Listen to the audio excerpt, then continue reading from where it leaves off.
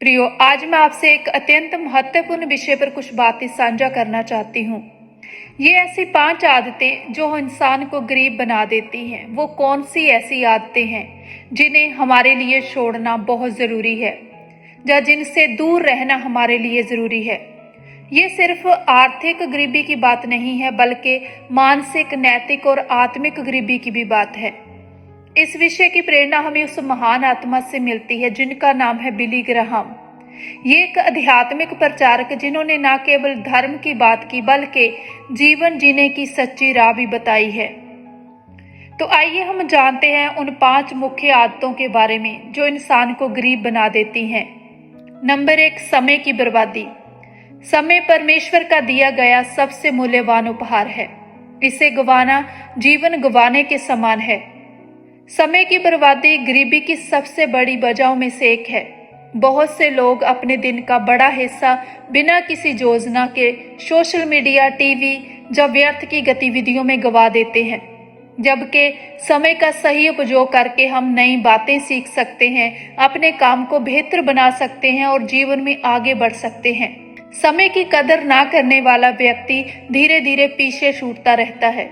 गरीबी उनके जीवन में इस तरह घर कर लेती है कि उन्हें इसका एहसास भी नहीं होता। नंबर 2, आलस्य और टाल मटोल की आदत।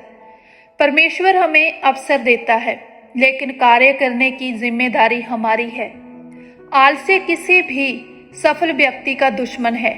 जब कोई व्यक्ति ये सोचकर टालता रहता है कि कल कर लेंगे, तो वह आज के अवसर को खो देता है। यही आदत धीरे धीरे जीवन में गरीबी लाती है। मेहनत से भागने वाला व्यक्ति कभी आत्मनिर्भर नहीं बन पाता। नंबर 3, गलत संगति और प्रभाव। जिस संगति में आप समय बिताते हैं वही आपकी दिशा तय करती है।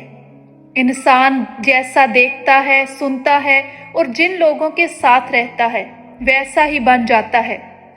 अगर आपकी संगति नकारात्मक है, आलसी है और महत्वहीन सोच वाले लोगों की है, तो आप भी वैसा ही बन जाएंगे।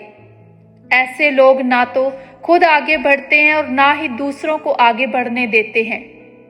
अच्छी संगति व्यक्ति को ना केवल मानसिक रूप से कामयाब बनाती है, बल्कि उसका आत्मविश्वास और दृष्टिकोण भी बदल देती है। नंबर 4, खर्च करने की गलत आदतें।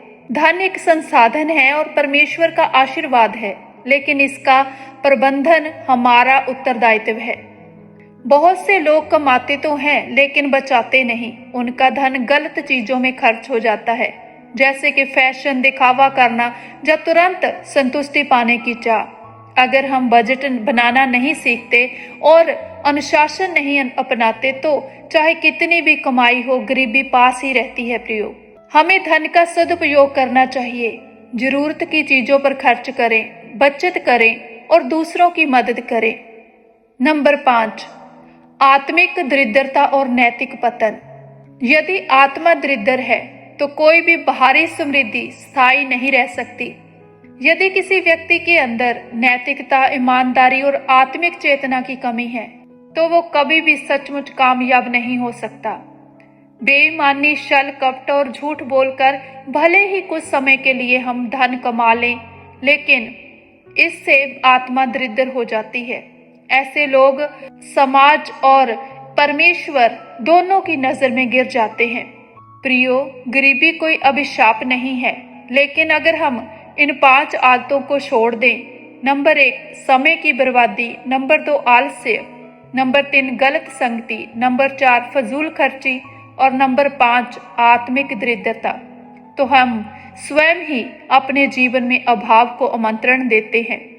आज हम सबको मिलकर ये संकल्प लेना चाहिए कि हम समय का आदर करेंगे, मेहनत करेंगे, सही लोगों के साथ जुड़ेंगे, पैसे का सही उपयोग करेंगे और आत्मिक रूप से कामयाब बनने का प्रयास करेंगे। यही रास्ता है सच्ची समृद्धि का। तो आपको आगे बढ़ना है, विश्वास के साथ हर कदम को उठाना है, सच्चे मन से परमेश्वर को अपने अंग संग रखते हुए जीवन में आगे बढ़ना है, तो परमेश्वर आपको हर काम में सफलता देंगे। God bless you. धन्यवाद।